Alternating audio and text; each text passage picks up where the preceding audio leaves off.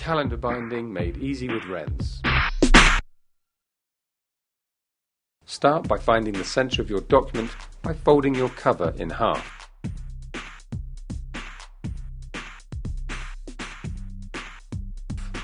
Hold this against the Perspex screen to find the 3 numbered punching pins you need to deselect.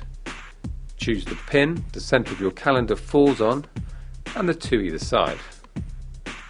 To deselect the punching pins, hold firmly and lift up.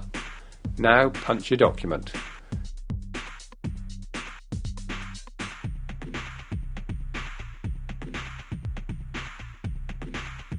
Create a thumb cut in your calendar by using the TC20 Thumbcut machine.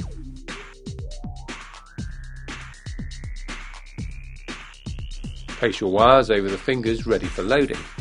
1 loop over, 2 loops over, and nothing in the middle.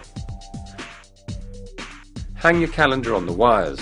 Place the hanger in the wires facing you and lift the whole document into the closing device. Close your wires and complete your calendar.